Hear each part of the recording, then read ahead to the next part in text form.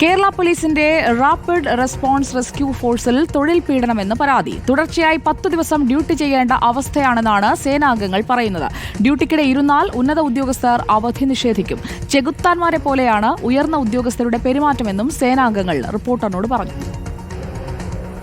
Secretariat, നിയമസഭ, രാജ്ഭവൻ, ഹൈക്കോടതി, cliff house, മന്ത്രിമന്ദിരങ്ങൾ തുടങ്ങി അതീവ സുരക്ഷാ മേഖലകളിൽ പണിയെടുക്കുന്നവരാണ് കേരള പോലീസിന്റെ റാപ്പിഡ് റെസ്പോൺസ് റെസ്ക്യൂ ഫോഴ്സ്.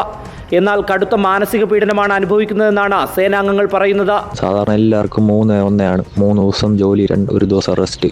പോട്ടെ, നമ്മൾ 4 നിൽക്കാം, 5 നിൽക്കാം. ഇത് 10-11 ദിവസം അടുപ്പിച്ച് ഉറക്കമില്ലാതെ നിന്ന് ഡ്യൂട്ടി എടുത്ത് കഴിയുമ്പോൾ ഒരു ദിവസം 2 ദിവസം വല്ല അവധി കിട്ടും. ഡ്യൂട്ടിക്കിടെ ഇരുന്നാൽ ഉന്നത ഉദ്യോഗസ്ഥർ അവധി നിഷേധിക്കും.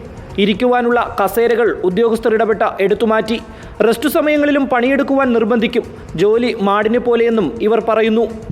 ഗ്യാപ്പിന് വന്ന് കിടക്കാമെന്ന് വെച്ച് കഴിഞ്ഞാൽ റൂമിലൊരു ഫാനില്ല. മുമ്പ് രാത്രിയിൽ ഇരിക്കാൻ ഒരു കസേര ഉണ്ടായിരുന്നു നമുക്ക് ഗാർഡിൻ്റെ അവിടെ, അതുവരെ എടുത്ത് മാറ്റി. ഇപ്പോൾ രാത്രിയിൽ പോലും ഒറ്റ നിപ്പ് നിൽക്കേണ്ട ഇതാണ്. എത്ര നേരം നിൽക്കും? നമുക്ക് മനുഷ്യൻ്റെ കാലില്ല സാറ്. ഉയർന്ന ഉദ്യോഗസ്ഥരുടെ പെരുമാറ്റം ചെകുത്താനെ പോലെയെന്നും സേനാംഗങ്ങൾക്ക് അഭിപ്രായമുണ്ട്. ചെകുത്താന്മാർ പോലും നമ്മുടെ ഇങ്ങനെ പെരുമാറില്ല സാറേ. അത്രയ്ക്ക് ക്രൂരതയോടെയാണ്. മനുഷ്യാവകാശം എന്താണെന്ന് പോലും അറിയാത്ത രീതിയിലാണ് ഇവിടെ നമ്മളോട് പെരുമാറുന്ന ഓഫീസർമാർ. നമ്മൾ എങ്ങനെയൊക്കെയോ ജീവിച്ചു പോവാം. വീട്ടിലൊരു അസുഖം വന്ന ഭാര്യയ്ക്കോ കുഞ്ഞിനോ അച്ഛനോ അമ്മയ്ക്കോ ഒരു അസുഖം വന്ന ഒരു എമർജൻസി ലീവ് ചോദിച്ചാൽ തരുന്നില്ല.